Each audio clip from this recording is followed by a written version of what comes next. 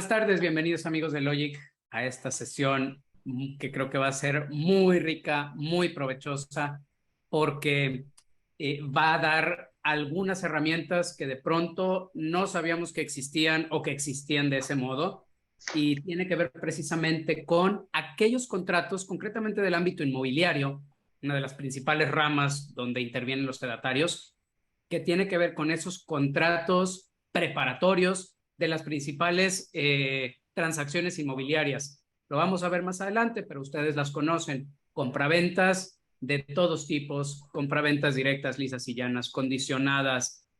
¿Por qué contratos de promesa no suelen pasar o no suelen los fedatarios ratificar sus firmas o celebrarlos en escritura pública de entrada? ¿Cuáles son las mejores opciones? Y para ello tengo el gusto, el honor de presentarles al doctor Guillermo Gat Corona. Maestro, bienvenido. Muchas gracias por estar esta tarde con nosotros y por haber preparado esta sesión. Al contrario, muchas gracias a ustedes por la paciencia y por conectarse en un lunes en la tarde que ya dan más ganas de estar a lo mejor jugando un fútbol 7 o tomándose un tequilita. Les agradezco mucho la paciencia. A la orden. Gracias. Me permito presentar formalmente al doctor Guillermo Gat, doctor en Derecho con mención honorífica por la Universidad Panamericana, Campus Ciudad de México, notario público 120 de Guadalajara, en Jalisco. Es catedrático en la Universidad Panamericana y en el Instituto Tecnológico y de Estudios Superiores de Occidente, el ITESO, así como consejero director de la Fundación Magdalena o Viuda de Brockman, Asociación Civil. Ha sido conferenciante y profesor invitado en diversas instituciones y universidades, la Universidad Panamericana, Campus Aguascalientes, Ciudad de México, por supuesto, Guadalajara, Universidad de La Habana en Cuba, Universidad de Ottawa en Canadá, Universidad de Savannah en Colombia, la Universidad Autónoma de Chihuahua y la Universidad de Guadalajara, así como la Academia Jalisciense de Derecho Notarial. Nuevamente, maestro, muchas gracias por estar hoy aquí con nosotros. Y bueno, yo le preguntaba en cámara si me permitiría picar un poco en su historia, maestro, porque le conozco yo de hace más de 10 años ya. Se están haciendo viejos los pastores, no usted, pero yo. Pero antes que eso, ya notario, corredor público, y antes que eso, abogado postulante. La pregunta, maestro, para todos los que te están escuchando es, ¿cómo o por qué optaste en algún punto por la actividad notarial? ¿Qué fue lo que sedujo? ¿Fue coincidencia? ¿Fue una elección pensada? ¿Nos puedes platicar un poquito de ese íter de tu historia? Sí, con mucho gusto. Nada más quiero aclarar que no soy corredor público, solo soy notario, no soy corredor, sí. No, soy egresado del ITESO, es una universidad en la que no he dejado de estar desde que egresé en 1993. Empecé de chalán adjunto y tengo mis grupos desde 1996. En la UP doy clases desde 1996 en la licenciatura de manera ininterrumpida. Entonces yo lo que digo es que yo sería académico, pero me gusta mucho también estar involucrado en la vida cotidiana. Y en la vida cotidiana, casi por accidente, siendo todavía estudiante, tuve el orgullo de trabajar con el licenciado Manuel Bailón, que era el creador intelectual del Código Civil del Estado de Jalisco. Si yo hoy platico estos temas, tiene que ver con la curiosidad intelectual que me contagió el licenciado Manuel Bailón, que en paz descanse, que falleció recientemente. Yo hice después una maestría en Londres, en una universidad americana que se llama University of Notre Dame, pensando sobre todo en que iba a estar involucrado en transacciones comerciales internacionales, y mi vida se hizo en torno al derecho corporativo. Prácticamente mi despacho, que empecé en el 96, empezó con temas de derecho corporativo. Por la nacionalidad de mi papá, me hacía muy fácil ayudar a personas que hablan inglés como lengua nativa o francés, para ayudarlos a hacer negocios en México y mexicanos a hacer negocios en Estados Unidos. Y eso me involucró a todas las broncas que tienen pues los extranjeros que hacen negocios en México y los mexicanos que hacen negocios en el extranjero, sobre todo a raíz de las diferencias de la cultura jurídica. Y eso me involucró directamente con el espectro notarial, y empecé el largo proceso sin mucha convicción de que pudiera llegar a ser notario, porque yo oía toda clase de leyendas que me decía que si mi papá no era notario, yo tampoco podía ser notario, sobre todo si no tenía padrino político. Y bueno, pues después de varios intentos, sí soy notario, sin dejar de ser abogado, sin dejar de tener un área de derecho corporativo que atendemos, y muchos de esos asuntos son mexicanos haciendo negocios en el extranjero o extranjeros adquiriendo inmuebles o teniendo negocios en México. Y en lo que les pueda servir en eso, mi correo siempre está abierto y suelo contestar con bastante eficacia por si alguien se quiere apuntar a mandar algún correo. Normalmente sí respondo con eficacia y por supuesto les pueden compartir mi correo y no tengo ningún inconveniente. Muchísimas gracias, maestro. Bien, pues si te parece, me permito leer el caso práctico que enmarca prácticamente toda tu exposición. Imaginemos que Indonesia Plastic Injection SDR LDCB es nuestro cliente y es una empresa de inyección de plásticos con capital mayoritariamente de una empresa indonesia, Taun Investments Limited, con el 55%, y la empresa italiana Fiati Sprecati SDRL, 45%. Perdón, me gustaría revisarlo, si se puede interrumpir el caso práctico, si se puede. Adelante, muy rápido. Claro. Para que ¿podemos poner la diapositiva anterior? Por favor. Gracias. Me gustaría que la gente que nos esté escuchando me diga si esto es posible. Si una empresa, una sociedad de responsabilidad limitada de capital variable puede ser propiedad en 55% de una empresa indonesia y 45% de una empresa italiana. ¿Eso es legalmente posible o estoy inventando ilegalidades? Por favor, esta sesión es así. Quien quiera responder, por favor, póngalo directamente en el chat. Va a ser así, interactiva, y aprovechen al maestro, sobre todo porque por ahí Emilia dice que es legal, maestro. Sí, pero no me da fundamento, entonces queremos que Emilia le eche más entusiasmo a decirme por qué sí es legal. Estamos ante una sociedad que predominantemente se piensa como de personas, sin embargo, una sociedad de responsabilidad limitada puede tener dueños del capital que sean personas morales, y para el tema de inversión extranjera habría que acudir a la ley de inversión extranjera, maestro. Sí, entonces yo lo que les quiero recordar a todos es que vale la pena leer la ley de inversión extranjera, leer el libro del doctor Diego Robles Farías sobre inversión extranjera en México. Me parece que es de lo mejor que hay como tumbaburros para tenerlo atrás de nuestro lugar. Yo lo tengo aquí atrás justamente de mí. Y lo que quiero recordarles es que se nos quedó el tabú. Ustedes van a oír a mucha gente que sigue diciendo tiene que haber cuando menos un socio o un accionista mexicano. Eso ya no es cierto. En la enorme mayoría de las industrias no necesitas un socio extranjero. En una industria de... Sí, el libro es... déjenme no mentirles, pues, inversión extranjera, no me acuerdo exactamente el nombre, pero inversión extranjera, creo que inversión extranjera en México, y el autor es el doctor Diego Robles Farías. Diego es notario público, profesor también, un texto que de verdad vale la pena.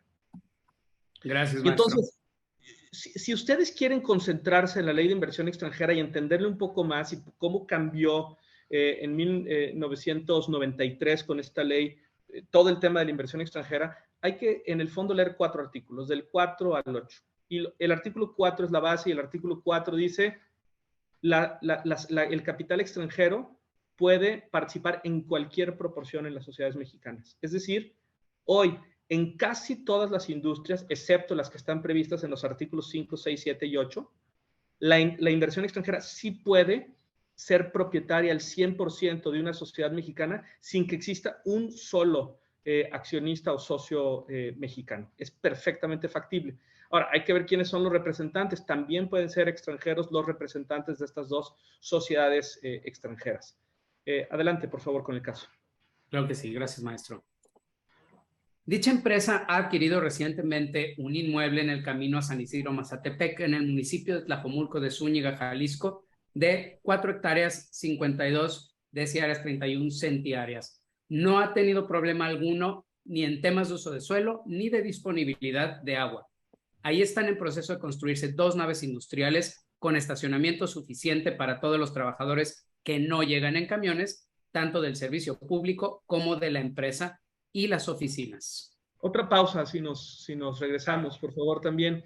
Esto en las escrituras suele ser un viacrucis, cuando las cosas están en hectáreas y cuando las cosas están en metros cuadrados y las conversiones. Yo les diría, lo matemático es muy sencillo, sobre todo si lo que estamos viendo son este tipo de precisiones. ¿Cuántos metros cuadrados exactamente tenemos en este terreno que están comprando? Bueno, cuando no hay puntos decimales es bien fácil, quítenle los guiones y esos son los metros cuadrados que hay. En esta compraventa de 4 hectáreas, 52 áreas, 31 centiáreas, hay 45,231 metros cuadrados. No nos compliquemos, es muy fácil. 1 hectárea son 10,000 metros cuadrados, es decir, un cuadrado perfecto de 1 hectárea mide 100 metros por lados. Las clásicas manzanas en la ciudad de Guadalajara miden 1 hectárea porque solían medir 100 metros por lado, más o menos, para que lo sepamos. Y cuando hay puntos decimales después de los puntos, pues es lo que sigue cuando diríamos 45,231.45 metros cuadrados, que algunas personas con mucha frecuencia le ponen centímetros cuadrados. Dicen, bueno, pues si un metro tiene 100 centímetros, pues seguro un metro cuadrado tiene 100 centímetros cuadrados. Pues no, un metro cuadrado no tiene 100 centímetros cuadrados, tiene 100 decímetros cuadrados. Si lo quieren poner en centímetros cuadrados, serán 10,000, porque es cuadrado, justamente también se multiplica. Entonces, cuando vean ustedes 2 decimales después del punto, estamos hablando en área de decímetros cuadrados y no de centímetros cuadrados, para que evitemos esa clase de errores que son bastante frecuentes. Muchísimas gracias, maestro. Ya con eso valió la pena simplemente esta exposición. No, al contrario. Al contrario, quiero nada más muy rápidamente. Tendría que ser algo una empresa mexicana con capital extranjero, como en este caso, si está comprando un inmueble en Tlajomulco de Zúñiga, y si tiene que ser algo distinto a cualquier otra sociedad, así lo está comprando mi despacho o lo que sea, sería lo mismo si lo compra en Guadalajara que si lo compra en San Isidro Mazatepec, perdón, Tlajomulco de Zúñiga, así lo compra en Puerto Vallarta, o habría alguna diferencia? Por favor, abro el chat para quien quiera responder. ¿Hay diferencia, por ejemplo, si compra en Puerto Vallarta? Tip, podría ser también en Acapulco, en Baja California. Por ahí el maestro Enrique Silva comenta que tendría que realizar un convenio entre la Secretaría de Relaciones Exteriores respecto de la renuncia, la famosísima cláusula Calvo, Sí, maestro. gracias, don Enrique. El tema es que la cláusula Calvo ya está incluida en los estatutos de la SDRL al ser una sociedad que tiene inclusión de extranjeros. Si estuviera en Puerto Vallarta, efectivamente tendría que dar un aviso a la Secretaría de Relaciones Exteriores, que está previsto en la Ley de Inversión Extranjera y en su reglamento, y el que está en San Isidro Mazatepec, ese ya no. Y en este caso, en la zona restringida, gracias Silvia, sí podría esta sociedad comprar el inmueble directamente en Puerto Vallarta para poner una nave industrial, por ejemplo, siempre y cuando el fin no sea residencial. La propia Ley de Inversión Extranjera dice que una sociedad mexicana que sea con capital extranjero sí puede adquirir inmuebles directamente en zona restringida, en tanto el fin no sea residencial. Y residencial quiere decir la casa para la persona. Sí puede hacer un hotel, sí puede hacer un fraccionamiento si es una empresa inmobiliaria, etcétera. Entonces, hay muchísimas posibilidades. Simplemente cuando lo hacen la costa, la ley y el reglamento de la Ley de Inversión Extranjera prevén este aviso que hay que dar a la Secretaría de Relaciones Exteriores, que por cierto, para aquellos que sean influyentes de ustedes, me quiero quejar amargamente. Hasta hace muy poco, en este país que dice ser una federación, según el artículo 40 constitucional, pero que cada vez lo perdemos más, y no nada más es culpa del actual gobierno, también los gobiernos priistas y panistas lo hacen. Algunos tienen argumentos teológicos, dicen que Dios está en todas partes, pero despacha en la Ciudad de México. Hasta hace muy poco esos avisos se podían dar en la delegación Guadalajara de la Secretaría de Relaciones Exteriores, y hoy ya no. Hoy hay que pagar gestores en la Ciudad de México para que se den los avisos. Es absurdo que una cosa de esa naturaleza se tenga que hacer en la Ciudad de México. Ojalá que alguien que trabaje en el gobierno, al que le funcionen 2 o 3 neuronas, permita que las delegaciones reciban esto, o que saquen de la Ciudad de México y lo pongan en un lugar donde pueda ser más funcional. Pero me parece que la distribución geográfica podría ser mucho más funcional para que las distintas delegaciones pudieran recibirlos. Absurdo. Maestro, por aquí en privado, y les recuerdo, por favor, pónganlas públicos, todos se pueden beneficiar de ellas. Ante este comentario, te preguntan si únicamente una persona moral con 100% de capital extranjero tiene esta facultad de adquirir dando el aviso, siempre y cuando no sea para casa habitación. Yo lo puse al extremo de donde está el 100%. Cualquier sociedad mexicana que tenga capital extranjero, para comprar un inmueble en la zona restringida, tiene que ser para fines que no sean residenciales. Si fuera para fines residenciales, lo que están tratando de evitar es que el señor y la señora Jones, como no pueden comprar directamente y tendrían que hacerlo a través de un fideicomiso, constituyan una SADCB y compren un inmueble donde van a construir su casa. Eso sería imposible y estaría prohibido por la ley. Claro, la ejecución de esas cosas, pues me parece que es muy, muy rudimentaria. Yo no conozco un solo caso en la República Mexicana donde se haya hecho efectiva la sanción prevista en la cláusula Calvo. Si ustedes se acuerdan, la cláusula Calvo para sociedades, para compra de inmuebles y para fideicomisos dice: yo, fulanito extranjero, me consideraré como si fuera un mexicano con relación a estas acciones, partes sociales, inmueble o fideicomiso, y no invocaré la protección de mi país, so pena, en caso de hacerlo, de perder el inmueble o las acciones o las partes sociales o el fideicomiso en beneficio de la nación. Suena muy patriótico, suena muy bonito. En la práctica no conozco un solo caso donde se haya hecho efectivo esta disposición.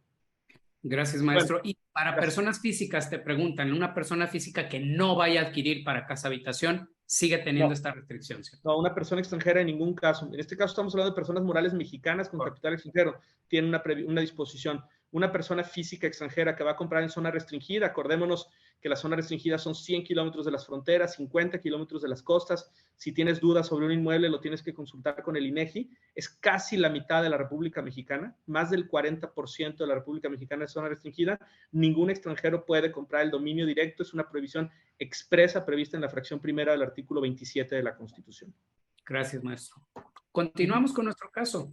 ¿Sí? Conforme a las proyecciones de la empresa y los contratos ya suscritos con empresas de la industria electrónica del estado de Jalisco, dicho inmueble será suficiente para el crecimiento de la sociedad en los próximos 3 años. Las naves estarán listas para usarse a partir de diciembre de 2022. No obstante, si las proyecciones son correctas, necesitarán prácticamente duplicar su área a partir del año 2026 o inicios de 2027.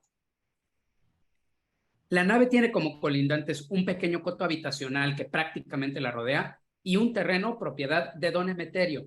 Aunque don Emeterio no está ofreciendo su terreno, que mide 62,345 metros cuadrados, a la venta, no está cerrado a la posibilidad. Actualmente usa el terreno solo para tener una sección de árboles de limón y 4 hectáreas de siembra para maíz de temporal. Don Emeterio logra producir unas 20 toneladas de maíz que suele vender, descontando lo que utiliza para su familia y amigos, en 8,000 pesos por tonelada. En tanto, del limón suele obtener, dependiendo del año, unos 100,000 pesos anuales por la venta que recibe cada año. En una plática resulta que don Emeterio, a quien no le urge vender, estaría dispuesto a vender el terreno a 1,200 pesos por metro cuadrado. El precio que don Emeterio está dispuesto a vender es razonable y está incluso un 2% por debajo del valor comercial en la zona, y se tiene el dinero para adquirir a ese precio. Aquí la pregunta planteada es: ¿vale la pena adquirir el terreno en este momento y retenerlo por 4 años hasta que se necesite, o podemos optar por diversos instrumentos que permitan no descapitalizar, sí descapitalizar, asegurar la transacción y en este caso dar la mejor opción para nuestro cliente, maestro?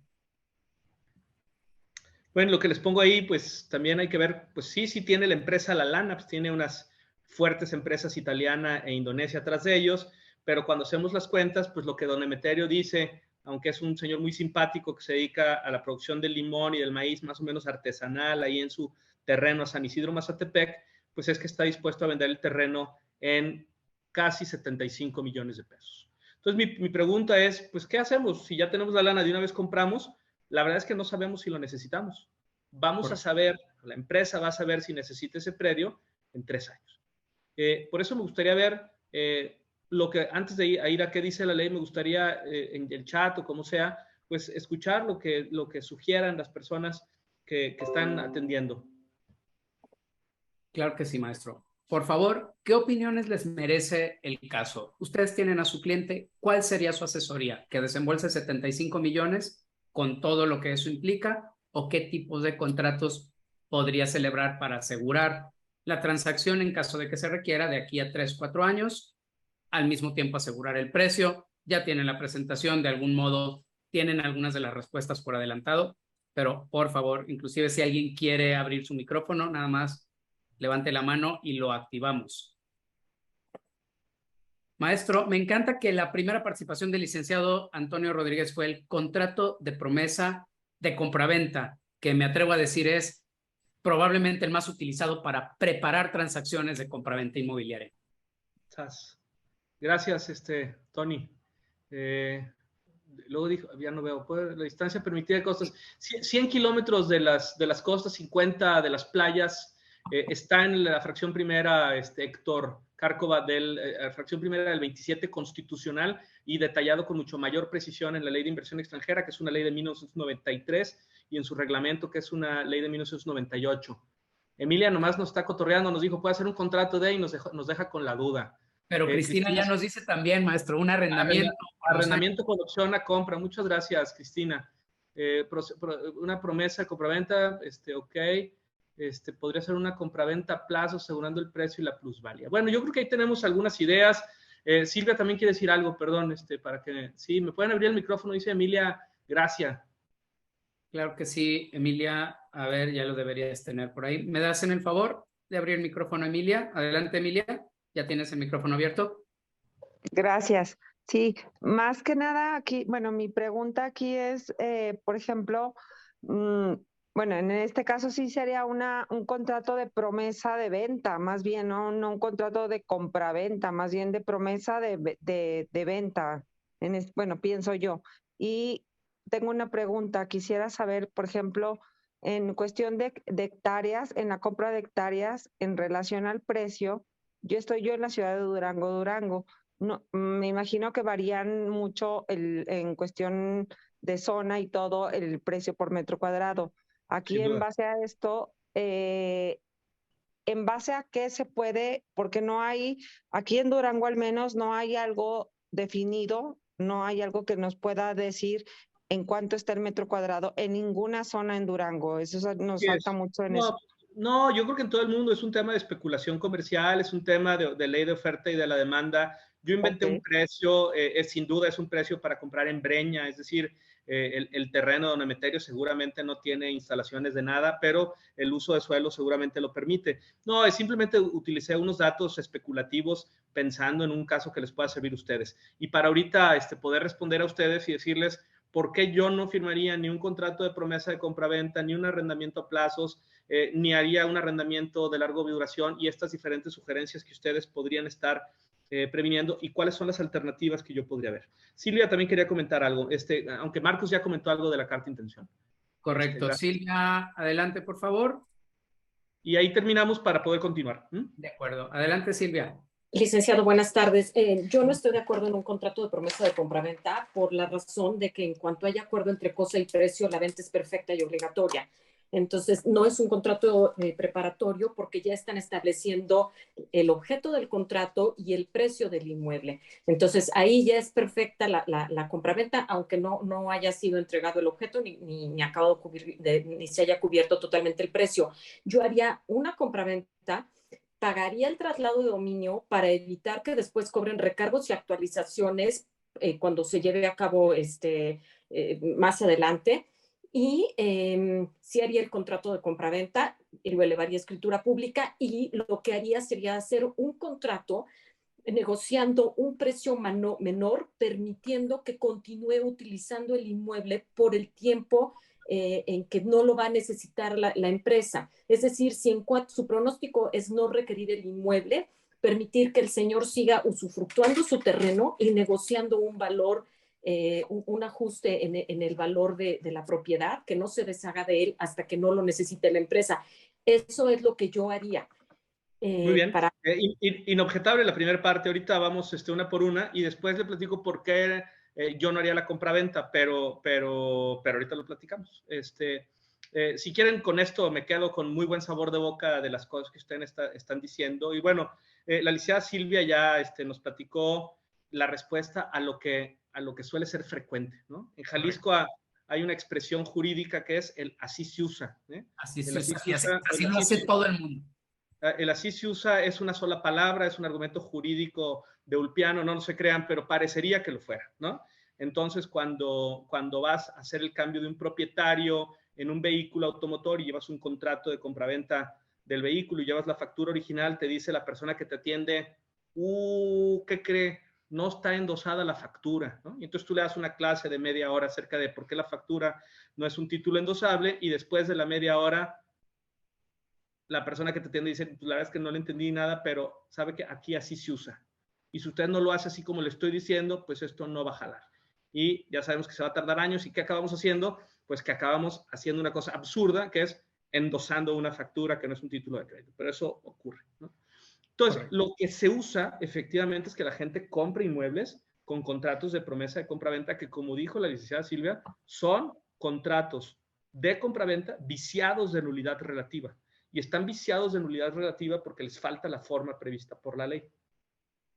Claro, el problema es que la gente va y firma un contrato de promesa de compraventa. Los recién casados van a uno de estos lugares que se están desarrollando en algún lugar y firman un contrato de promesa de compraventa, y puede suceder que la persona que les esté vendiendo sea un truán y que esa persona, vamos empezando por ahí, no sea propietario del inmueble.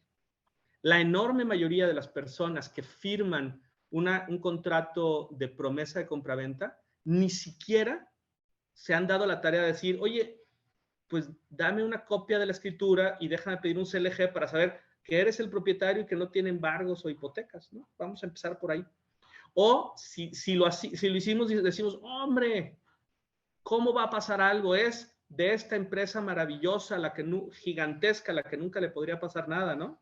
SIDEC, Omex, ¿no? Que en algún momento fueron así y de repente vimos que sí podían tener problemas. Entonces, lo que nos damos cuenta es que muchas veces firmamos y podríamos tener problemas comprándole a alguien que no es el propietario. Y segundo, podemos comprar un inmueble que tiene, que por ejemplo, en el caso de muchas personas que le compraron alguna de las subsidiarias de SIDEC, Citura en aquellos momentos, en alguna plaza en Puerto Vallarta, toda la plaza estaba garantizando unos créditos extranjeros. Toda la plaza estaba grabada, ¿no? Entonces, efectivamente, es un tema de una promesa. Tampoco me iría yo con la lógica del arrendamiento, porque yo qué hago con el inmueble de don Emeterio. O sea, yo no tengo ganas de meterle guardias que ahora para cuidar la posesión, con toda la gente que invasiones. Ahí Emeterio cuida sus elotizas y su limón con su familia, y si salga alguien que se quiere invadir, pues él con el machete en la mano resuelve esa situación de facto. Entonces pues la empresa está como para qué le va a entrar. Nuestras soluciones podrían ir por ahí. Tal vez el arrendamiento con opción a compra, me gusta la idea, porque el arrendamiento con opción a compra, cuando menos en Jalisco, está perfectamente regulado, que puedo inscribirlo en el registro público de la propiedad, esa opción, y entonces me genera alguna clase de garantía, pero sigo teniendo el problema de que me está generando gastos cotidianos de tener a la gente de seguridad que voy a tener en esas casi, no me acuerdo cuánto le inventé, pero casi 7 hectáreas. ¿No? Y por eso a mí me gustaría platicar con ustedes 2 contratos que solemos no emplear los juristas en Jalisco y que están previstas gracias al genio del licenciado Manuel Bailón Cabrera, que son la opción y la carta de intención, son radicalmente distintas. Antes de leer lo que dice la ley, que ahorita va para allá la diapositiva, me gustaría plantearte cómo sería este contrato de opción. Lo primero y lo más, Santos, el tema de la compraventa, y por qué no me gusta la compraventa, es porque si yo lo compro, me sigue costando tener gente ahí, pero no solamente me sigue costando a la empresa tener el mantenimiento, la custodia, la seguridad, etcétera, etcétera, sino que aparte me cuesta desembolsarme 75 millones de pesos. Con las tasas que están hoy en el banco, ¿cuál es más o menos una tasa que puede alguien obtener con digamos, seguridad, papel seguro, con una inversión de 75 millones de pesos? Vamos a ponerlo en México para no complicarnos la vida. Si yo llego a una institución bancaria y quiero papeles AAA, es decir, bonos del Tesoro de Estados Unidos, etcétera, etcétera, con 75 millones de pesos, ¿qué voy a poder tener como tasa el día de hoy de recibir? ¿Quién me puede dar alguna idea? ¿Alguien se anima a poner un número o un porcentaje? Maestro, la tasa CETES aquí en México no es papel estadounidense, es el papel mexicano, está al 8%. Vamos a comprar papel mexicano. Nos van a dar 8%. Si yo invierto 75 millones de pesos hoy, me va a dar una tasa de rendimiento del 8%. Yo ahorita estaría deshaciéndome del 8% anual que podría estar recuperando 75 millones, que a ojo buen cubero son 5 millones de pesos anuales, más o menos, ¿no? Entonces, y además lo estoy comprando por un predio que ahorita no sé si lo necesito. En estos momentos no estoy seguro si lo necesito. Entonces, Mi sugerencia sería comprar, después vamos a contestar lo de Emilia, dice, en ningún caso es bueno confirmar un contrato de compraventa, de promesa de compraventa, si quieren ahorita lo platicamos. Yo he firmado alguno, con todos los problemas que sé que significan. Sí, depende de a quién, depende en qué circunstancias, etcétera. Después lo platicamos. Entonces, el contrato de opción, lo primero que tienen ustedes que saber es que está regulado en el Código Civil, cuando menos de Jalisco, y en otros estados reconocen su viabilidad por analogía. Yo he logrado que se inscriban en otros estados contratos de opción. Fundamentalmente, yo lo que le recomendaría a mi cliente es que le dijera a don Emeterio, don Emeterio, yo quiero firmar con usted no un contrato de promesa de compraventa, no un arrendamiento con cláusula de opción de compra, no un contrato de opción de compra. Yo lo que quiero es comprar un contrato de opción. La opción, fundamentalmente, lo que constituiría es una escritura pública donde don Emeterio y la empresa que quiere probablemente comprar manifiestan que la empresa podría tener interés, pero no está seguro. Y entonces don Emeterio se obliga por un plazo a venderle. ¿De cuánto plazo? Pues ya sabemos que conforme al caso que planteé, eran al 2026 o 2027, pero hay que protegernos más. Vámonos al 2028. Oiga, don Emeterio, queremos por 6 años querer tener esta opción. ¿A cuánto? Si usted nos lo vende, porque nosotros ejercemos la opción, nos lo va a vender a 1,200 pesos, pero se le vamos a actualizar el dinero. ¿Cuál es el mecanismo habitual de actualización de valor presente que incluso prevé la legislación fiscal? El Índice Nacional de Precios al Consumidor. Ahí está el Índice Nacional de Precios al Consumidor. Claro, don Emeterio tiene un hijo que se dedica a la pizca de la strawberry en Orange County y dice, mejor lo traducimos ahorita a dólares y le ponemos un factor de actualización americano. ¿Se puede eso? También se puede hacer en otra divisa. Ahorita lo platicaremos. Está perfectamente previsto por la ley monetaria que cuando pacto una contraprestación en divisa extranjera, cumplo con la obligación pagando en la divisa extranjera o en la conversión a pesos mexicanos de la fecha de la liberación del pago, ¿no? Entonces, ¿qué diría este contrato? Pues, don Emeterio, usted se compromete a vendernos cuando nosotros querramos, a este precio actualizado. Puede ser en euros, puede ser pero actualizado con los valores de inflación. Y nosotros, por ustedes darnos este privilegio, le vamos a pagar 1 millón de pesos anuales. Fíjense lo que estoy planteando. Estoy planteando que la empresa entregue 1 millón de pesos anuales y aparentemente a cambio de nada, ¿no?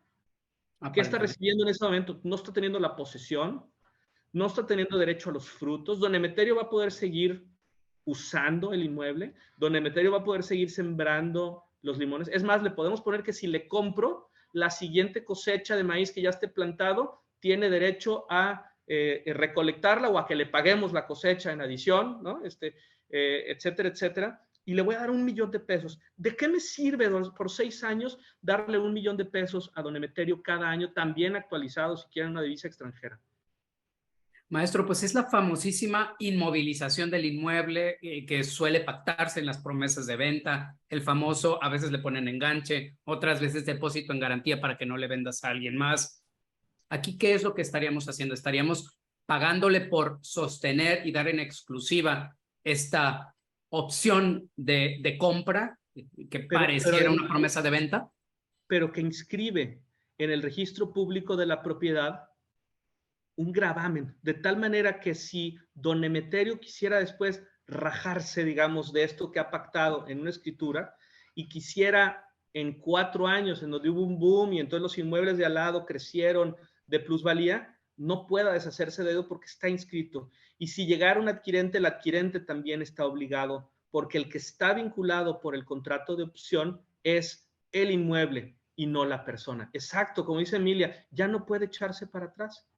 Si al final de los 6 años, y lo curioso es que la mayor parte de los contratos de opción no se ejecuta la opción, si al final de los 6 años la empresa dice, pues no crecimos más, estamos muy a gusto con nuestras 5 hectáreas, les costó 6 millones de pesos haber tenido la seguridad que en caso de que quisieran crecer, podían hacerlo en el predio colindante. Correcto. Vamos ahora sí a ver qué es lo que dice la ley con relación a la opción. Claro que sí, maestro. Entonces, alguien que... Adelante, por favor. Claro que sí, me permito leerlo. El artículo 1839 del Código Civil del Estado de Jalisco. Me adelanto, maestro, porque te plantean justo eso. Estamos estudiando legislación de Jalisco, pero ya nos dejaste ver que, aun celebrado el contrato con legislación de Jalisco, cabe la posibilidad de hacerlo valer en esas legislaciones donde no es un contrato típico. Sí. El A ver, contrato no lo quiero asegurar y me parece, alguien lo dijo de Morelos, ¿no? Algo por el Sí, estilo. correcto, exactamente. Que no lo Sí, tenemos en Morelos, no lo tenemos en sí. Zacatecas. Yo lo que diría es que depende de la amplitud de criterio y luego si lo quieren ustedes llevar al litigio. En el fondo es una institución jurídica que por analogía debería de poder ser inscribible. Claro, si se topan ustedes con un microcéfalo en el registro público correspondiente, que como no lo ve en la lista, pues señores, se llama que es un contrato atípico e innominado. Nunca han sido ilegales los contratos. Y si el contrato atípico e innominado por pacto entre las partes está generando un gravamen directo sobre el inmueble, no habría, en mi opinión, ninguna razón para que ningún registrador lo niegue. Eso no significa que no lo van a negar. En ocasiones, pues claro, nos topamos ahí con alguien que la última vez que estudió fue hace 20 años, que no ha ido curso de actualización como ustedes y que entonces pues no utiliza estas herramientas. Estas herramientas ahorita les voy a platicar, pero esto de la opción y de la carta de intención que ahorita les estoy platicando, son súper poco frecuentes en el estado de Jalisco y yo los utilizo todo el tiempo. Creo que sirven muchísimo a resolver. Imagínense Emeterio. Emeterio le saca 200,000 pesos al año a este terreno y hay unos locos que no se lo quieren comprar, pero que le dan 1,000,000 de pesos por no usarlo y si eventualmente lo van a comprar, me dijeron ya en cuanto en dólares actualizables con inflación americana. ¿Qué le pierde Emeterio? Tendrá 1,000,000 de pesos cotidianos cada año inflables. Dice Héctor que si se puede dar la rescisión en un contrato, si en un contrato de arrendamiento una de sus cláusulas no permite y solo se publica la búsqueda de roommates por parte del inglés. Caray, eso. No, Héctor, no estamos ahorita en contratos de arrendamiento. Perdón Sí, que no vayamos a tomar esa pregunta. Sí, eso es otro tema. Luego lo podemos platicar. Bien. Bueno, entonces, lo que digo es que el contrato de opción es eso. Y aunque parecería una locura, me parece que hay que sentarse con la gente y explicarles lo que se plantea. La mayor parte de las ocasiones en que yo me he sentado con personas, típicamente en estos, una nave industrial que no saben si van a crecer. Si hoy me deshago de 75 millones de pesos y en 6 años no necesito el predio, pues sí me resolvió lo de la seguridad, sí tengo el predio al lado, pero me hizo perder mucho dinero al cliente en el costo cotidiano de haber dispuesto de ese dinero que dejó de rendirle frutos. Y por otra parte, me generó una serie de inquietudes jurídicas de costos para mantener la seguridad, etcétera, etcétera. En este caso, simplemente estamos garantizando esa obligación. Y es en escritura pública, es inscrito en el registro público. Por eso, adelante, Roberto, por favor. Claro que sí. Artículo 1839. Por la opción para contratar puede pactarse la celebración del contrato a un tiempo determinado o sobre un acontecimiento futuro e incierto. Y el artículo 1840. Caduca el derecho por el simple transcurso del tiempo o la verificación del acontecimiento futuro e incierto sin que se haga uso de la opción. Seguimos, maestro, por favor. Claro que sí. Perdón, ¿alguien me va a decir algo? Sí, maestro, aquí de entrada, acontecimiento futuro e incierto, estamos hablando de una condición, de algún modo no violaría este pacto el hecho de que quede a voluntad de uno de los contratantes el que se verifique la actualización de la contraprestación. Lo que está diciendo es que están las dos alternativas, es decir, yo puedo tener esta opción durante un plazo, es una de las dos opciones, o hasta que ocurra una de las dos cosas, o hasta que desarrollen el predio de enfrente, o hasta algo que efectivamente esté fuera de las cosas que controlan las partes. Me parece que el artículo es muy claro en el 1839 en el sentido de dar las dos opciones.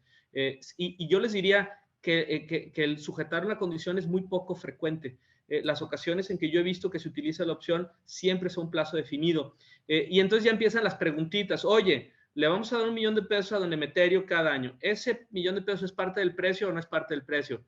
Pues depende que pacten. Yo diría que lo más habitual es que don Emeterio diga, ni más, tú ya estás recibiendo algo, que es la seguridad del predio, no es parte del precio. Si me lo compras eventualmente, pues me pagas el precio completo. También, ¿cuándo puedo ejercer Sí, por supuesto. Este es un contrato, no es un contrato privado, perdón, está preguntando Matilde, es un contrato que se suscribe en escritura pública y se inscribe en el registro público. Dice Enrique Silva que él mejor lo compraría y que si no, pues depende. La verdad es que la plusvalía en San Isidro Mazatepec a lo mejor no sigue la misma lógica de la burbuja inflacionaria de Guadalajara o de algunas otras ciudades. Yo lo que diría es que también los booms inmobiliarios a veces caen estrepitosamente. Ya lo vimos en la crisis de los subprime del 2008. Todavía no nos ha llegado y les garantizo que va a llegar cuando menos en la zona metropolitana de Guadalajara. La gente sigue invirtiendo en edificios fantásticos que están vacíos en la ciudad de Guadalajara. Habría que hacer una encuesta de qué cantidad de las oficinas que están en estas torres maravillosas y de los apartamentos lujosísimos están efectivamente ocupadas. Y si la gente los sigue comprando solo como una inversión, pues hay un momento en donde puede tronar esa burbuja inmobiliaria, ¿no? ¿Qué tan fuerte y cuánto? Pues habrá que verlo. Pero bueno, Fernando, en el caso del acontecimiento futuro, me parece que yo más bien pienso en el caso que usted está planteando en una carta de intención. Si quieren ahorita lo platicamos, que es la otra. Pero ya que terminemos el caso de la opción, continuamos con la opción. Artículo 1841. La opción puede ser onerosa o gratuita, pero cuando sea onerosa, si no se hace uso de la misma, el opcionante no estará obligado a devolver lo recibido por el hecho de otorgarla. ¿Qué es lo que nos Entonces, la lana de Emeterio es lana de Emeterio, ¿no? Lo caído, caído, dicen por ahí también. Artículo 1842. La opción puede ser unilateral o bilateral. 1843. La opción puede pactarse como contrato principal o como contrato accesorio. Y en 1844, la opción debe otorgarse por escrito para su validez. Y cuando tenga referencia a inmuebles, deberá constar en escritura pública para inscribirse en el registro público de la propiedad. Acuérdense que este es el complemento, si quieren regresarle ahí, sí, es el complemento que todos los códigos civiles de todo México tienen, un similar al 1306 del Código Civil de Jalisco, que dice que los contratos en general son consensuales en oposición a formal, solo son formales cuando se requiere, pero como se trata de derechos reales sobre inmuebles, pues en automático nos dice escritura pública, tienen que ir con el pobre y sufrido notario, ni modo, para inscribirse en el registro público de la propiedad. Sí, el caso de uno unilateral puede tener que ser, sobre todo, gracias Marcos, en un contrato accesorio. Imaginemos, por ejemplo, que la compra del primer terreno se le hizo también a don Emeterio y le pusieron como condición el tener una opción sobre el segundo terreno. En ese caso, con relación a la opción, todas las obligaciones serían a cargo de Emeterio y no habría obligaciones a cargo de la empresa adquirente. Me parece que se da en los casos en donde es un contrato accesorio y no cuando es un contrato principal. Acuérdense que un contrato unilateral no quiere decir que haya una sola parte, sino que es el opuesto al sinalagmático o bilateral, en donde los derechos y las obligaciones son recíprocas. En este caso, los derechos son para una de las partes y las obligaciones para el otro. Espero que con eso haya quedado resuelta esta explicación. Gracias. Vamos con el siguiente y ahí se acaba. Perdón, no, hasta antes. Entonces, sí, entonces esta es una opción, pero claro, ahí digamos, la alternativa de firmar es la empresa con capital extranjero la que va a decidir en cualquier momento que quieran ejercer los términos previstos en la escritura, van a poder decir, pues sí crecimos, o a lo mejor no crecimos, pero como decía, ya no me acuerdo el nombre, Enrique, pues sí hubo un boom inflacionario en San Isidro Mazatepec, pues sí lo quiero comprar, pero ya no para hacer naves industriales, sino para hacer otro coto residencial, ¿no? Que se llame ahí Manjar de los Duques, o lo que ustedes quieran, ¿no? Ya ven que siempre tienen nombres muy sofisticados para atraer a la clientela, pues a lo mejor sí. Y entonces tienes la seguridad de que en el momento en que sea funcional puede hacerlo y siguen sin haber desembolsado hasta el momento en que ejerciten. Oye, Maestro, ¿qué pasaría si... Sí. Eso, ¿qué pasaría si don Emeterio se niega? Estamos acostumbrados a que cuando hay una compraventa que no se verificó en el acto contra la entrega de la posesión y había compraventa a plazo, entonces hay que rescindir, se tienen que devolver prestaciones recíprocas y demás. En una promesa de compraventa, pues hay que ejecutar el contrato de promesa, generalmente pues también lo comentaste. Acá hay que ejecutarlo, pero hay una ventaja maravillosa. Mi derecho no parte de un contrato privado como en la promesa de compraventa tradicional. Mi derecho está previsto en la escritura. Y típicamente en esta escritura lo que decimos es si alguna de las partes incumple, y entonces ponemos unas penas convencionales sustanciales. Y entonces si amarramos una opción con que haya penas convencionales sustanciales recíprocas, es decir, una pena de interés moratorio grave para la empresa o la terminación del derecho de opción en caso de que no pague oportunamente, y para don Emeterio una sanción del 40% sobre el costo en caso de que tenga que llevar. Entonces tenemos una pena convencional que está dentro de los parámetros previstos por la legislación civil de todos los códigos civiles de la República Mexicana y pues típicamente al rato de algún tiempo se reunirán. ¿Cuánto tiempo? Pues depende. ¿Tienen ustedes un buen poder judicial en el estado donde ustedes están? ¡Qué maravilla! Lo van a sacar pronto. Hay algunos estados que tienen justicia pronta y expedita. Jalisco no. En Jalisco hay algunos buenos jueces y hay mucha lentitud en muchos casos. Entonces, bueno, si te toca un buen juzgado, también en Jalisco te puede tocar un buen juzgado, pues qué maravilla. Pero si te toca uno malo, ya sabemos que eso se llevará tiempo. Pero al final del momento, yo no sé si lleve un año o 18 meses, pues vas a tener acceso a aquello y además cobradas las penas convencionales previstas porque no estás violando ninguna disposición de orden público, ¿no? Entonces, correcto, me parece que es un contrato que está suficientemente amarrado y además las penas están previstas de una manera clara, con a lo mejor tiempo para remediar, etcétera, de tal manera que sea un contrato win-win. A mí me gusta diseñar contratos en donde las dos partes cuando lo firman digan, sentí que gané, ¿no? No uno en donde sea el contrato leonino hecho por la inmobiliaria abusiva SADCB, ¿no? Que dice, estos son los contratos y tienes que llevarlo con mi notario para que se haga la escritura y si no, son de esas cosas absurdas que no deberían de existir, ¿no? Maestro, me plantean de nuevo en privado, por favor, pónganlas públicas, por eso la leo. Si este tipo de contrato tendría que, por ejemplo, estar registrado ante Profeco, ahora con la entrada en vigor de la famosísima NOM 247, que habla de contratos de promesa o preparatorios. Yo creo que no, porque es un contrato que no es de los expresamente previstos y donde no estamos comprando. Solamente la principal obligación de este contrato es una obligación de hacer. Y la hacer es firmar un contrato si y solo si la empresa decide ejercer esta disposición. Ahora, algunas personas dicen, esto me parece mucho. Alguien me puso un poquito más abajo en el chat, ya no sé dónde, porque ando muy perdido, perdónenme. Claro, no hay problema, la encontramos. Sí, Emilia me puso que siempre tiene que ser un ganar-ganar. Pues sí, Emilia, pero en la práctica vivimos en un país donde eso se nos olvida en ocasiones. ¿Qué pasa si durante la vigencia Cristina se queda a la mitad? Bueno, o yo ya no vi. ¿Qué pasa con la lana? Dice Jazmín. Normalmente el dinero no es parte del precio, aunque yo creo que se puede negociar, Jazmín. Hay una disposición en el Código Civil de Jalisco, pero no es una disposición de orden público. En mi opinión, se podría prever contractualmente en contra de esa disposición. Yo creo que lo justo es que sí está pagándose por algo y que el dinero se lo debería embolsar don Emeterio y que lo lleven a conocer Sevilla, en España, ahora que hay vuelo directo desde Guadalajara, ¿no? A Madrid. Entonces, correcto. Maestro, te preguntan respecto de la posibilidad que ocurre, la muerte de don Emeterio, ¿afectaría de algún modo al contrato de opción, que ya lo tenemos en escritura pública y registrado en el registro público de la propiedad? No, se convierte en un bien de la sucesión con una obligación de la sociedad, de la sucesión, de seguir respetando y de seguir recibiendo también la lana, ¿no? Entonces, salvo que se hubiera previsto expresamente en el contrato, típicamente no muere la obligación con don Emeterio, sino que justamente continúa para su sucesión. Es otra cosa valiosa en esta clase de contratos. Y en cuanto al levantamiento del gravamen, maestro, en caso de no concretarse la compra, ¿habría que realizar otra escritura? ¿Lo tiene que ordenar un juez? ¿Cuál sería el procedimiento?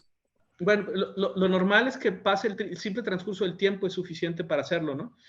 Lo ideal sería, sin duda, que fuera suscrito por las partes, en cuyo caso se podría hacer con ratificación. Yo, en mi caso, siempre lo hago en escritura, simplemente para que sea con la misma formalidad con la que se constituyó.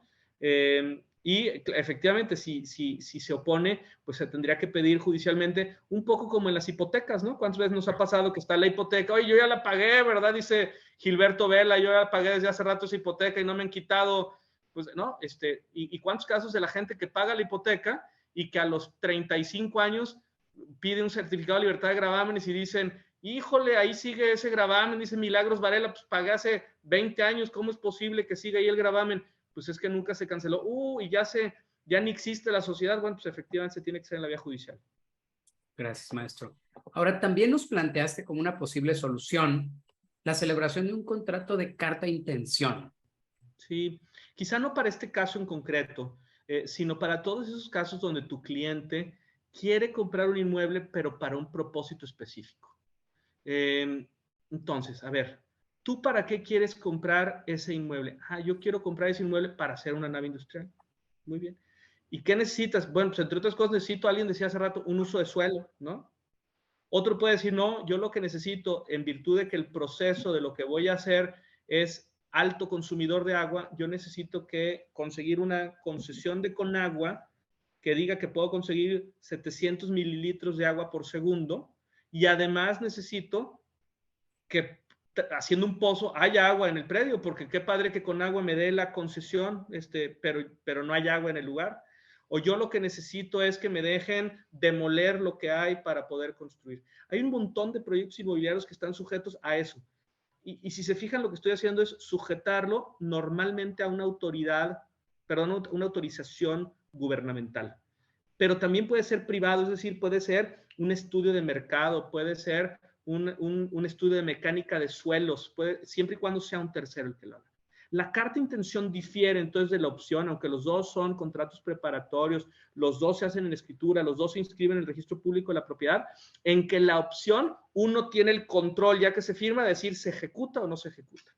En cambio, la carta de intención, los dos están de acuerdo en que se va a comprometer ese inmueble, pero está sujeto a un tercero. Típicamente es una autorización gubernamental, pero puede ser ese estudio que diga que hay agua físicamente, o ese estudio de mecánica de suelos que diga que no hay, recuerdo que una vez vi un absurdo que decía que no había uranio. Pues ¿cómo va a haber uranio? Bueno, pues eso querían estudiar que hubiera uranio. Bueno, pues ahora le estudian a ver si hay uranio, ¿no?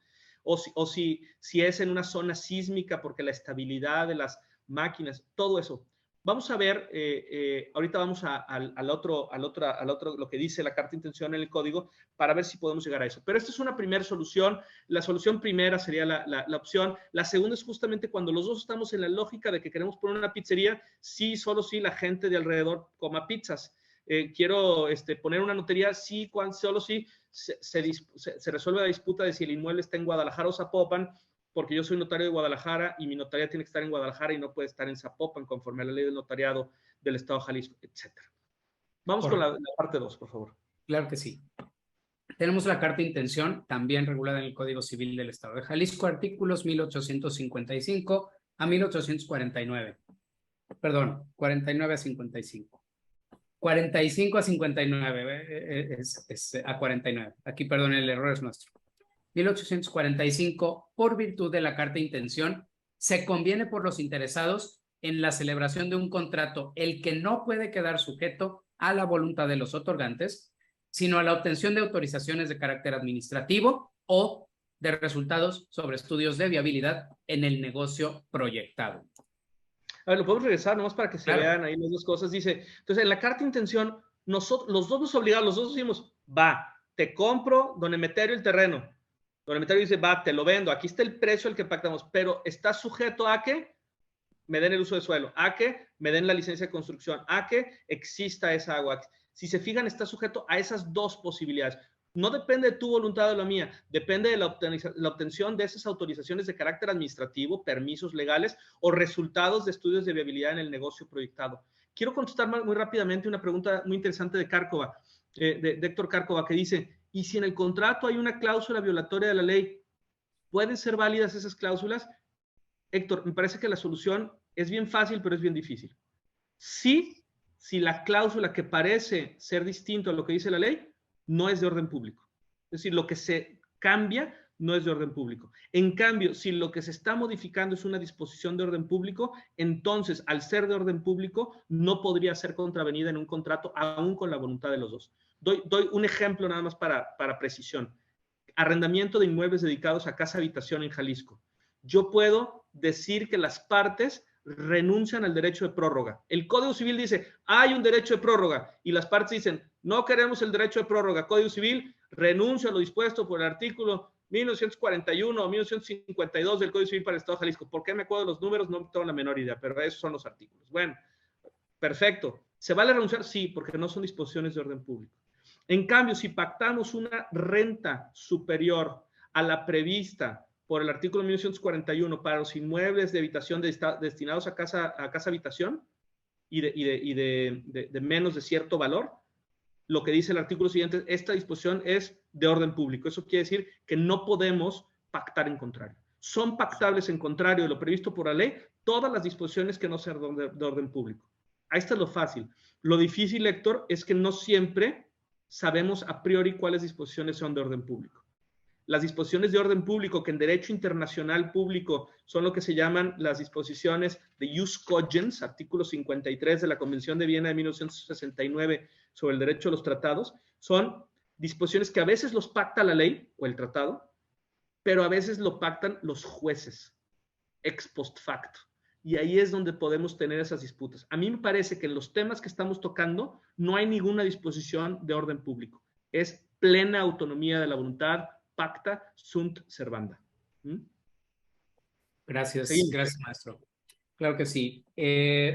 Maestro, 1845, antes de continuar, queda muy claro en las transacciones inmobiliarias donde se pretende, por ejemplo, levantar un inmueble de 10, 15, 20 pisos, el saber antes si la autoridad va a otorgar muchos permisos previos.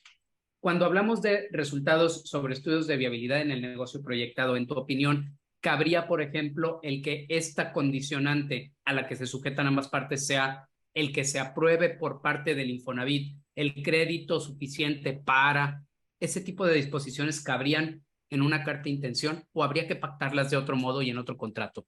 Yo creo que pueden ser parte de la carta de intención porque son parte de la viabilidad. Si no me da el crédito, van obras, no lo puedo hacer. Sí, claro. Y la ventaja sería precisamente que podemos celebrar también en escritura pública este contrato, ¿cierto? Sí, claro. Y si ocurren las cosas a las que está sujeta la carta de intención y don Emeterio dice, no, yo siempre no te lo quiero vender porque me ofrecen más, o al contrario, la empresa dice, no, yo no te lo quiero comprar porque ahora me encontré. Bueno, entonces tenemos penas recíprocas previstas y tenemos bienes a los cuales embargar. Y entonces vamos a ir y entonces ya don Emeterio no va a ganar 1 millón de pesos anuales, lo que va a ir es por el 40% de los 75 millones de pesos. Y entonces a lo mejor ya don Emeterio lo vamos a ver en un Bentley de vacaciones en la costa amalfitana, ¿verdad? Entonces, cuando está pendiente alguna de estas cosas es cuando sirve. Perdón, había un chorro de preguntas y estoy un poco... Te las voy planteando, maestro, no hay ningún problema, ¿eh? No se nos va a ir una. Órale, buenísimo. Por aquí, de entrada, ¿hay jurisprudencia o tesis para el uso del contrato de opción, de carta de intención, que tú tengas conocimiento en otros estados? Así como que Diego Díaz te pregunta si le podrías o si nos podrías ayudar a preparar ese amparo contra el registro público de la propiedad que se va a negar a inscribir. Híjole, yo ya no le digo... no conozco jurisprudencia, pero no me puse a buscar. Tendría que ponerme a buscar. Yo creo que habrá muy poco, si es que hay, porque no lo usamos. Es decir, correcto, yo tal vez he hecho 100 de estos entre cartas, intenciones y opciones, y cuando se lo planteo a los abogados que vienen a la notaría a plantear cosas, para muchos es una sorpresa, como que lo brincaron de noche estas disposiciones. Pero hay disposiciones así ocultas en nuestro Código Civil. Alguna vez podríamos platicar de las limitaciones de dominio previstas también en el Código Civil que permiten, por ejemplo, que le vendas a alguien pero que no pueda poner máquinas que genere vibraciones de más de no sé cuánto, ni ahora ni en el futuro sus compradores. ¿Por qué? Pues porque es una limitación de dominio inscribible en el registro público de la propiedad conforme al Código Civil. Y lo del amparo, no, pero les recomiendo quién, con mucho gusto. De hecho, si me permiten, no encontramos, buscamos jurisprudencia respecto de este aspecto concreto, pero lo que sí vamos a encontrar mucha de distintos estados es sobre las inscripciones de los arrendamientos con opción a compra. Salvando las distancias, en ambos casos tenemos contratos que tienen una opción que debe ser ejercible y además que tienen fundamento en ley respecto de que deberían ser registrables. Si por ahí alguno de los postulantes le da un norte, pues adelante. Por ahí. Maestro, Marcos Castañeda te pregunta, ¿se puede prorrogar un contrato de opción? ¿Se puede prorrogar un contrato de carta de intención? ¿Y se puede prever una prórroga obligatoria dentro de la misma redacción del contrato desde el inicio? Híjole, yo nunca he visto una, pero no veo por qué no se podría poner mientras sea razonable y no violente disposiciones de orden público. Yo creo que el límite son los vicios al consentimiento, ¿no? Yo creo que sí es. No es muy frecuente, tampoco es tan fácil negociar estas cosas porque estás amarrando un inmueble donde va a recibir sí una lanita, pero está amarrado el inmueble. Entonces es un tema delicado. Me parece que sería como muy difícil negociar una de estas prórrogas automáticas o obligatorias, pero no creo que sea ilegal. Gracias, maestro. Y María Vargas te plantea, en la carta de intención se recomienda cuando se está iniciando un fraccionamiento y no se cuenta con ningún permiso administrativo para no manejar los famosísimos contratos de compraventa privados con cláusulas suspensivas. Pues se fijan, es una forma de darle la vuelta a la NOM, ¿no? Qué curioso, ¿verdad? Porque no, a mí me parece, digo, lean ustedes la NOM y yo no veo que la mejor opinión es la de ustedes, pero que la opción o la carta de intención tengan que inscribirse, y me parece que sí, siempre y cuando, si no, pues no sirve nada. Ahora, ¿qué pasa con la lanita que te estoy dando para poder suscribir la carta de intención? Pues es otro tema, pero sí, sin duda podría ser usado. Buena idea. Voy a terminar de leer los artículos para continuar con la presentación del maestro. El artículo 1846 del Código Civil del Estado de Jalisco. La carta de intención debe contener necesariamente un término para su cumplimiento, el que una vez transcurrido dará lugar a la caducidad de la misma. ¿Se fijan cómo en la opción son las dos alternativas, término o condición? Y aquí correcto. Dice, no, nice. Es decir, ya estamos, la carta de intención ya es una condición, entonces ponle un término. O sea, si te dan ese permiso o si te dan el crédito en los siguientes 3 años, o además estará el día fulanito de tal, eso sí es perentorio, no lo podemos dejar abierto porque será amarrar un inmueble de manera injusta en contra de su propietario. Correcto. Artículo 1847. En la carta de intención puede estipularse el pago de alguna contraprestación o la conservación y aprovechamiento de estudios técnicos realizados con vista al negocio propuesto. Artículo 1848. La carta de intención deberá otorgarse por escrito y cuando estén involucrados inmuebles, constar en escritura pública para su inscripción en el registro público de la propiedad. Y el artículo 1849.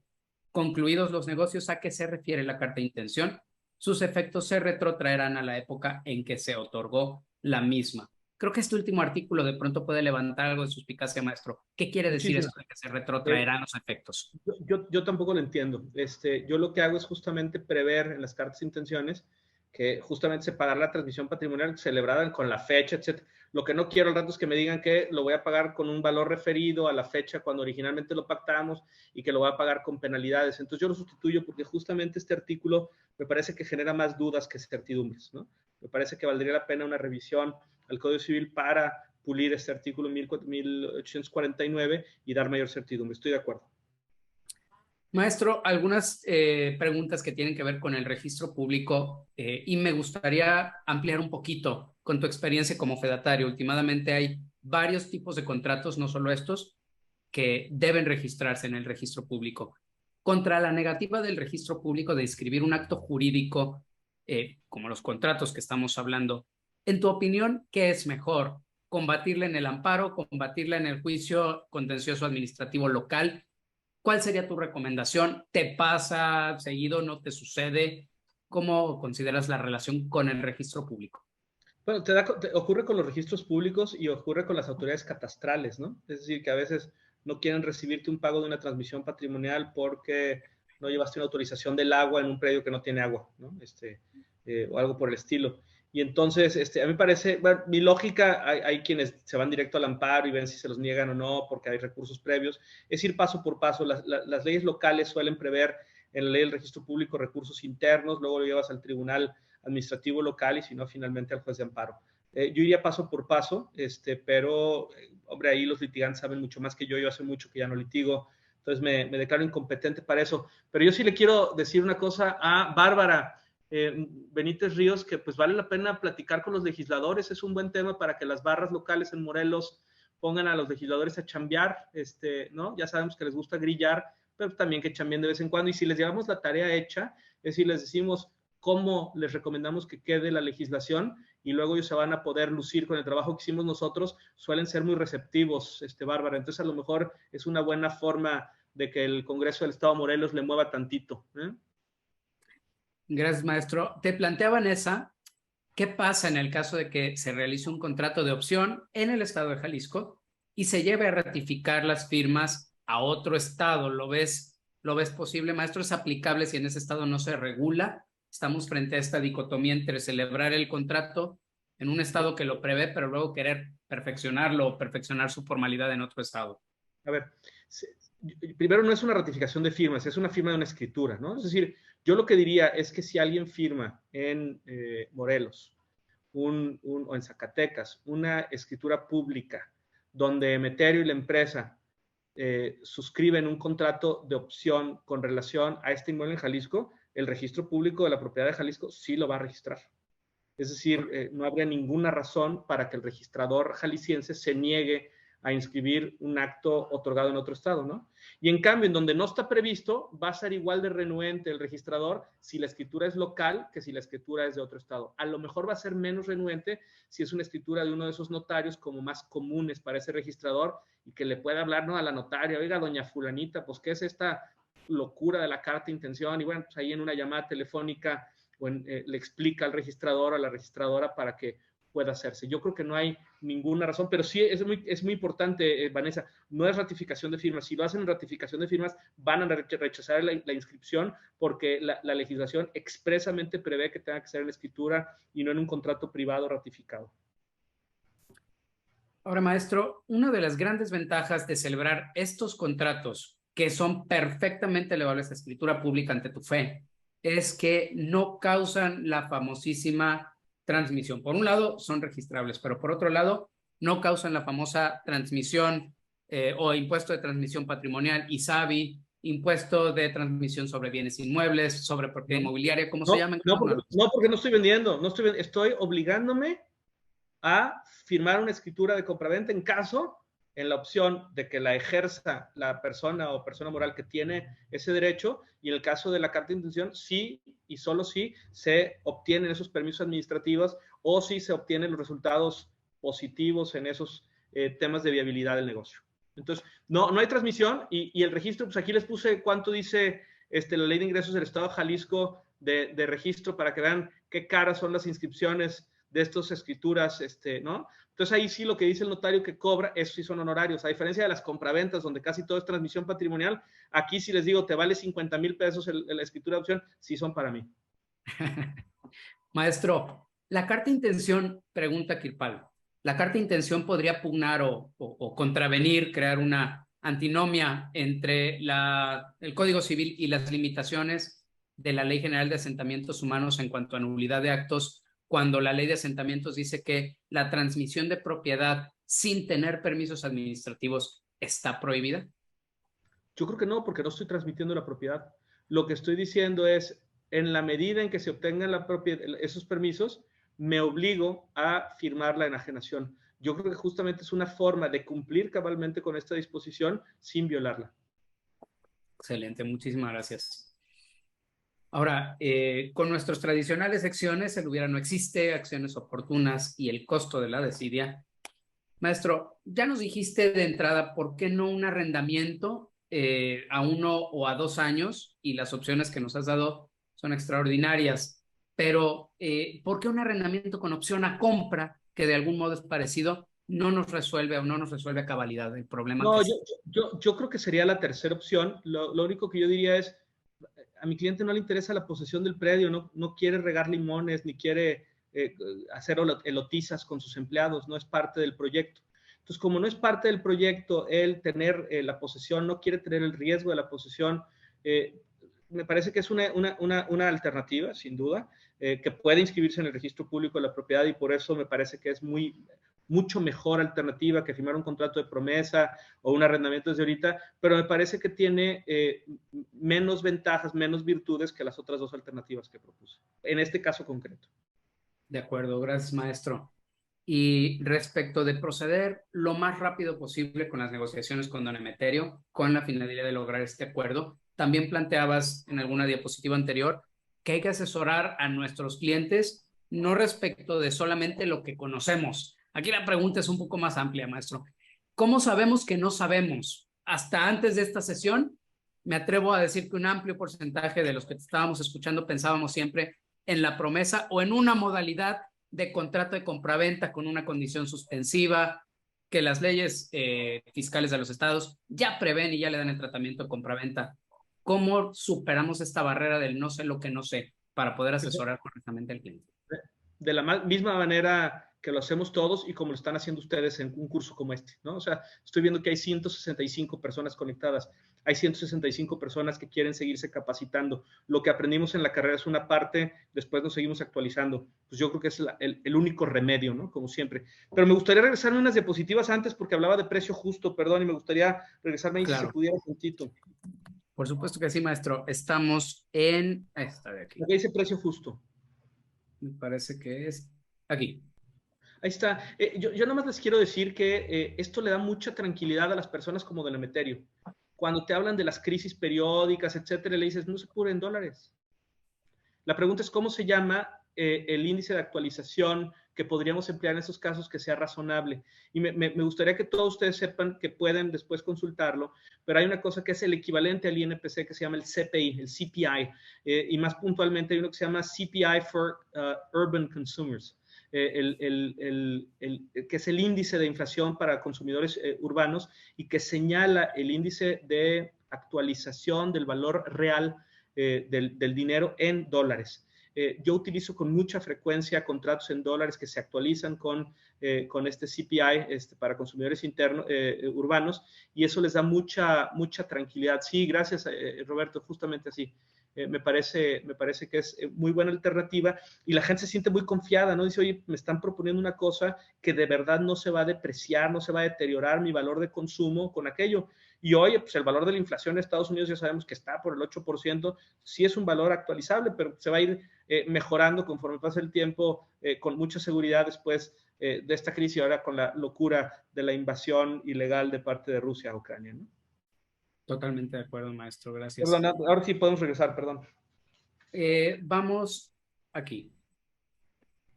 No tomar acciones y dejar que el tiempo transcurra puede causar que el costo sea vendido, que el terreno sea vendido a un tercero, que el valor se incremente o simplemente que don Emeterio decida que ya no quiere vender o muera él y la familia decida que ya no quiere vender y entonces frente a un contrato de promesa que no esté inscrito, pues hazlo valer, solicita el embargo al juez, el desconocimiento de las firmas, en fin, volvemos a lo que da seguridad y certeza jurídica, maestro. Por un lado, que se celebra ante la fe del notario público y en segundo lugar, que se inscribe.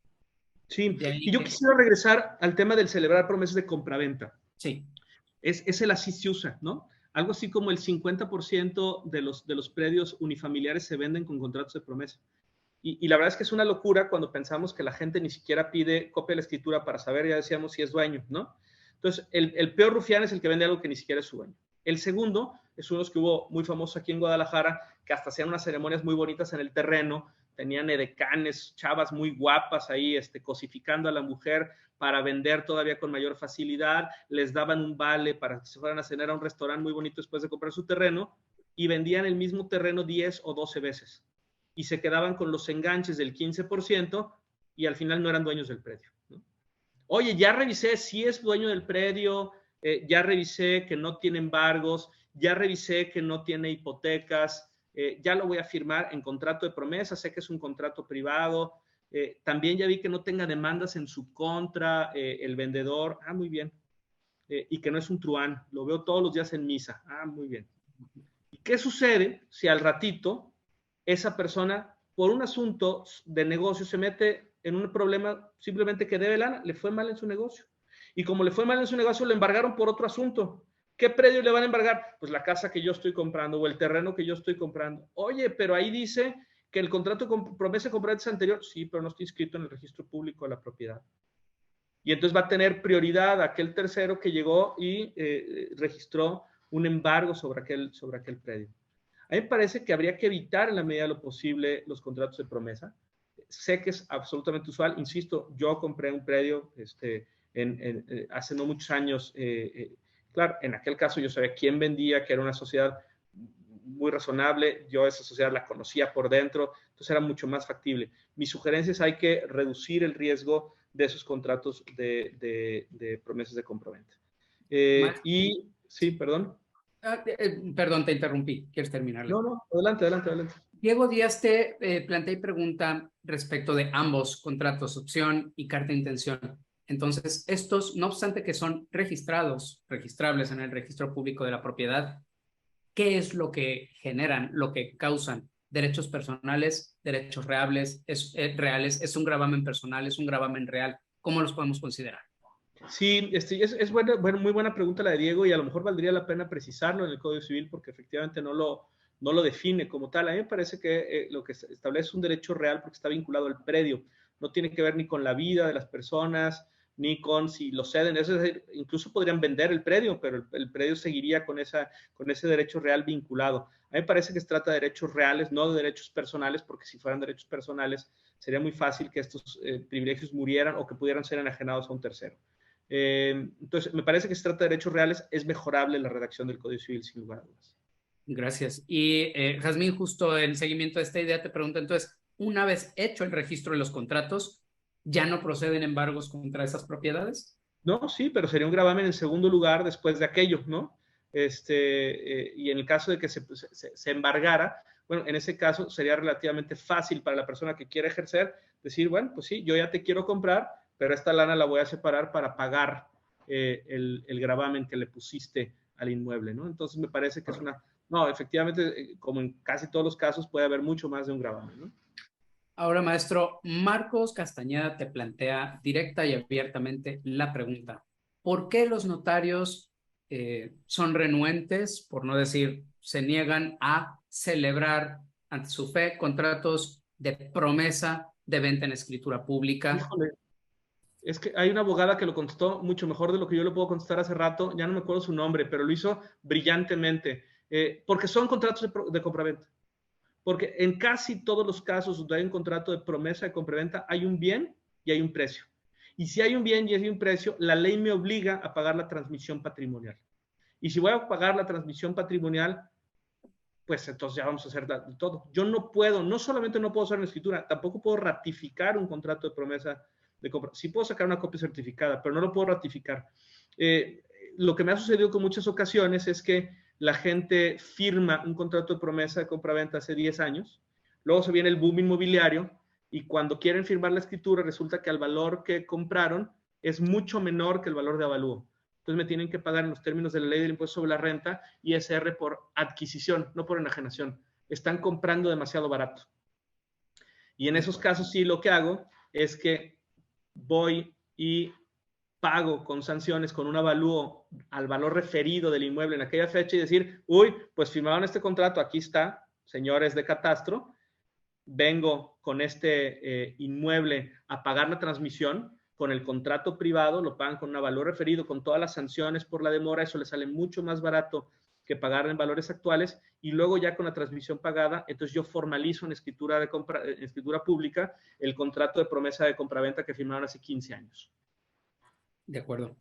Y maestro, en cuanto a Héctor, habías planteado la primera pregunta y la respondió el maestro más arriba. Quizá no captaste la respuesta, pero la segunda pregunta que te plantea Héctor es: hay desarrolladores que en preventa venden bajo un fideicomiso, ya que no pueden escriturar. Tu opinión respecto de estas transacciones y la aplicabilidad de los dos contratos que estamos estudiando en esta clase. Sí, lo que pasa es que sí hay contratos de promesa de compraventa que son reales, ¿no? Es decir, si yo tengo un predio macro que no he desarrollado, que no hay un condominio y yo lo que te vendo es el futuro lote 25 de la cuadra 3, que no existe ese predio, ahí sí hay una promesa de compraventa auténtica porque el predio no existe jurídicamente, no hay bien transmitible todavía. En cambio, en estos casos me parece que es una medida bastante razonable. Es decir, antes la gente se quejaba de decir, yo no te voy a comprar un contrato de promesa porque no me estás dando ninguna certidumbre. Entonces mucha gente, los desarrolladores, lo que hicieron es subir el predio completo a un fideicomiso y lo que te venden efectivamente son, por lo pronto, un porcentaje del fideicomiso y el propio fideicomiso establece las reglas para que ese porcentaje, el 0.345% del desarrollo cañaveral de los viñedos en San Miguel de Allende se convierta un día en el lote 4 de la manzana 3 del viñedo de San Francisco. Y entonces, en ese caso, me parece que sí hay cuando menos alguna clase de seguridad en torno a que estoy adquiriendo, hay que leer bien el fideicomiso, un porcentaje del fideicomiso y por ende de lo que el patrimonio del fideicomiso trae consigo, de lo que está en la panza del fideicomiso. Eso se da solamente cuando el bien todavía no existe individualizado, cuando todavía no existe el lote 3 de la manzana 4. En esos casos me parece que es factible, pero hay que leer con detenimiento los fideicomisos. Perfecto. Y Milagros Varela, maestro, te pregunté, ¿en el contrato de opción se autoriza de manera definitiva en el día en que se protocoliza, toda vez que no hay pagos de derechos ni obligaciones fiscales? ¿Se refiere simplemente a el único pago de derechos será el de la inscripción? Sí, la verdad es que sí. Bueno, la ley del notariado me da 30 días para que las partes puedan firmarlo. Se cierra el día que firma la última de las partes, se autoriza y al día siguiente se puede estar inscribiendo en el registro público de la propiedad, sin duda. Y además por ese valor, pues balín, no hay, porque no hay transmisión, no tengo que ir a catastro, a nada. Qué bueno que vaya a catastro y tenga un CLG y vea que el CLG coincide con lo que dice la escritura en cuanto a área para que no salga una bomba ya que se vaya a escriturar. Pero en ese momento no es indispensable, solamente es preventivo el estudio. Maestro, y respecto de los contratos de compraventa a plazos, suelen celebrarse estas famosas promesas donde me vas a ir pagando y no te entregaré la posesión hasta que te escriture o hasta que me termines de pagar el precio. Verdaderas compraventas a plazos. ¿Cuál podría ser tu recomendación para ese tipo de transacciones? Está muy bien previsto en casi todos los códigos civiles de la República y es una compraventa con reserva de dominio, ¿no? Me escrituras. Yo voy a comprar, yo pagué tanto enganche, el predio va a estar a mi nombre y para que tú tengas seguridad de que sí te voy a pagar, me vas a poner una pena convencional espectacular, el 40% del predio. Y yo a ti, para si no me quieres escritura, es decir, está amarrado, es un win-win. La compraventa con reserva de dominio con una pena convencional grande es un contrato que en donde las dos partes tienen estímulos jurídicos y económicos para suscribirlo y les da certeza jurídica a ambos. Entonces yo creo que la solución es esa en todos esos casos, pero sí amarrarlo con una pena convencional grande porque también hay compradores que luego se quieren pasar, ¿no? Correcto. Bárbara te pregunta, maestro, después de celebrar el contrato de opción y cuando ya se llegó el momento, cuando yo quiero ejercer la opción, ¿cómo la ejerzo? ¿Cuál es el proceso que tú recomiendas, ya sea en contrato o asesorado por fuera, para que se concrete la escritura o la compraventa final? Típicamente se prevé en la propia escritura cómo se va a ejercer. Típicamente es a través de una notificación, hay que poner dónde y cómo son las notificaciones, si pueden ser por correo, si pueden ser cómo.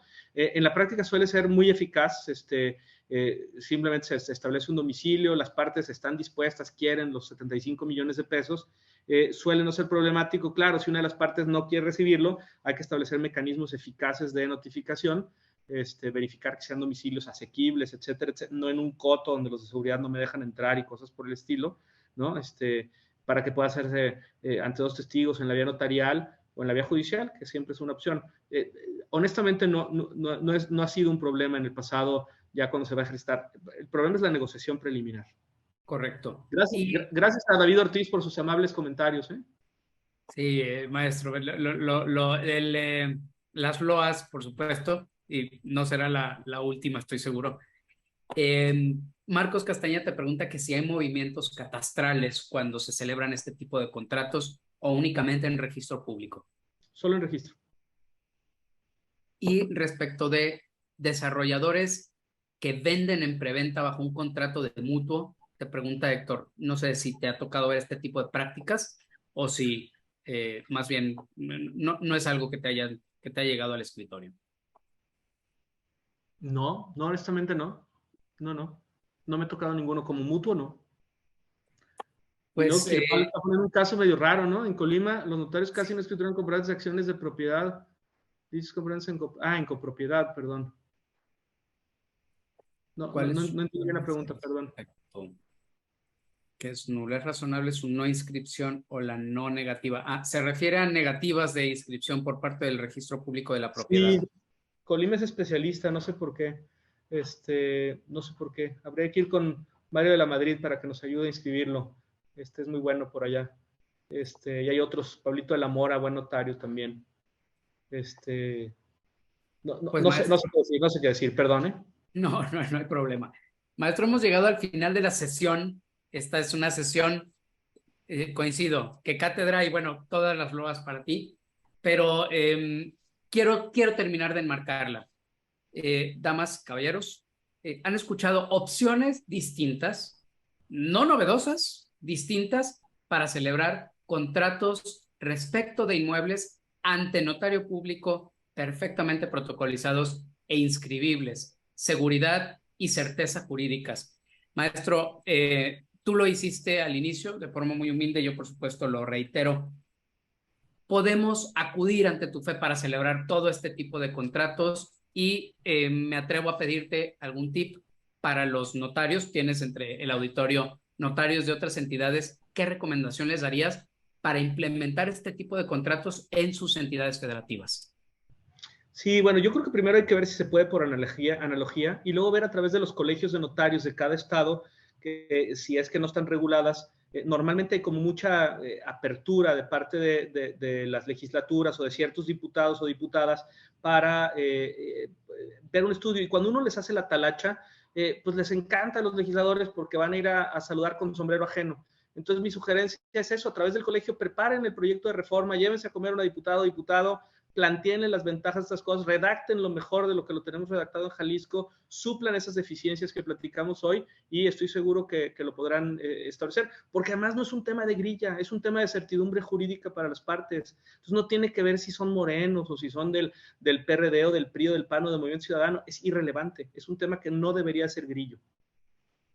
Muchísimas gracias. Bueno, pues, damas, caballeros, con ustedes el doctor Guillermo Gat Corona. Maestro, no me queda más que agradecerte. Por supuesto, les hago llegar su correo electrónico directamente al grupo. Emilia le quiere plantear, maestro, una pregunta que dice que no tiene nada que ver con el tema. Tú me dices si la quieres tomar. Sí, claro. Emilia, adelante, por favor, aprovechando el carrito. Que le contacta directamente, maestro. Ya está, pues ahí está mi correo, ahorita lo comparten y listo. Si quieres ponerlo en el chat, no hay ningún inconveniente, ¿eh? Perfecto. Muchísimas gracias, maestro.